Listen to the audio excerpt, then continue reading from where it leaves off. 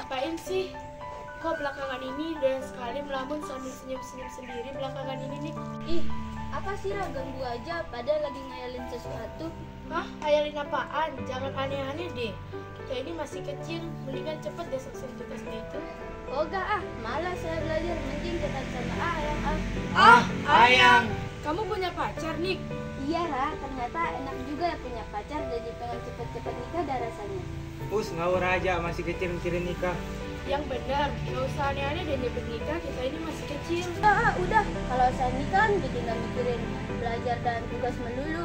Udah ya, saya pulang dulu, ini mau dijemput sama Ayang. Terus tugas ini gimana? Besok aku minta sama kalian aja.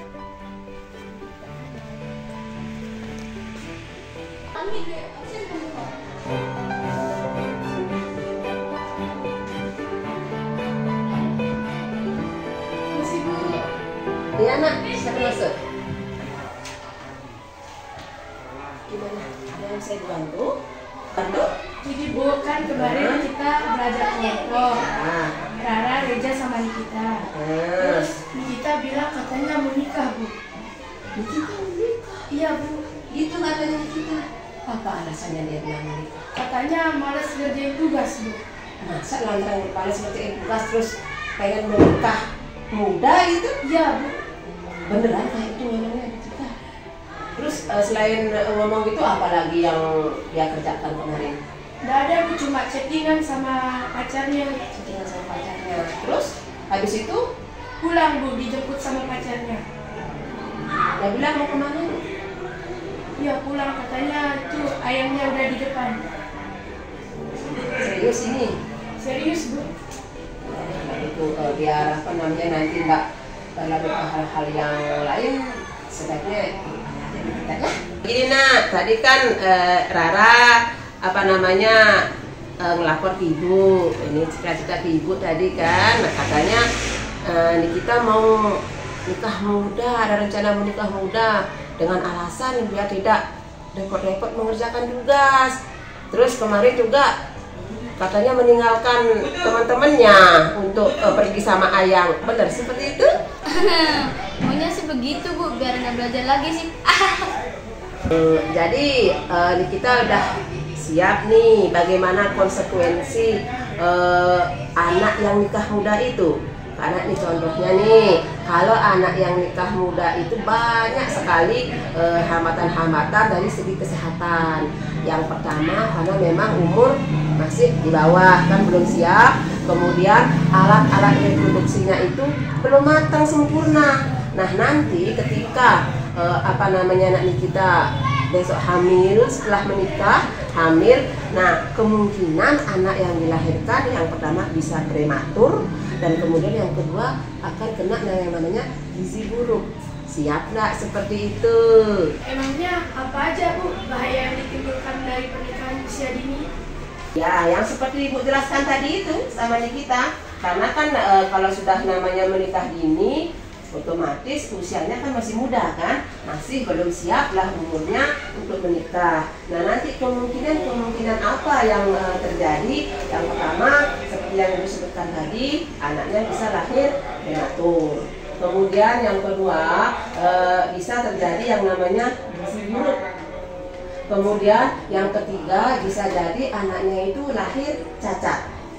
Nah yang paling berbahaya nih, yang paling berbahaya sekali bisa mengancam kedua-duanya.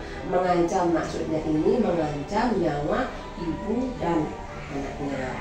Itu loh bahayanya. Kenapa? Makanya pemerintah juga sangat melarang yang namanya pernikahan dini, pernikahan di usia muda, karena itu bahayanya dari sangat banyak.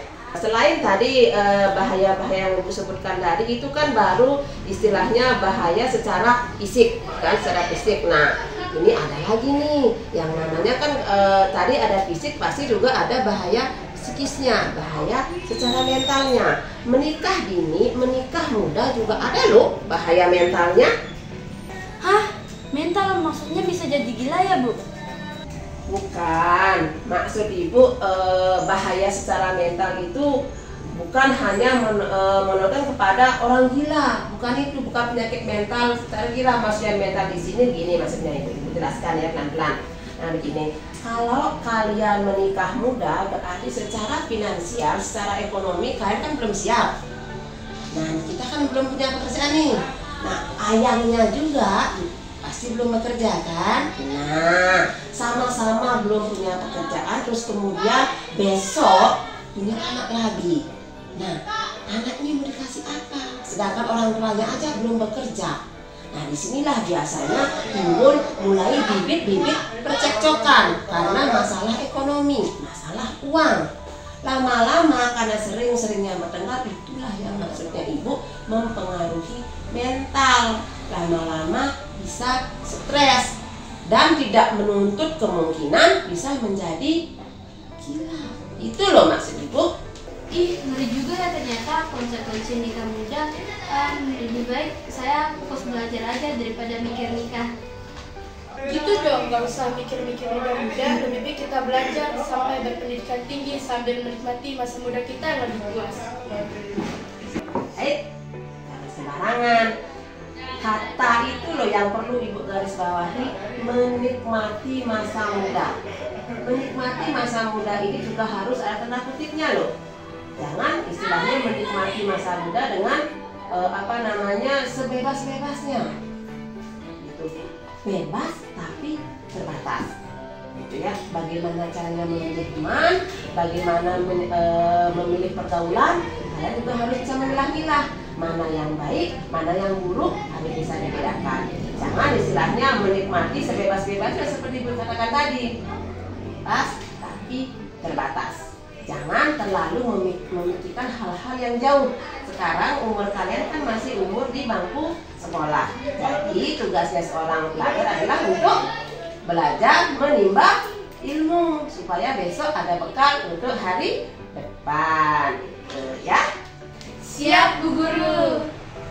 Nah gitu dong, ini baru anak-anak Ibu tetap semangat dalam belajar, jangan berpikir yang yang lain-lain. Study yes, merit no. Setuju? Setuju. Oke.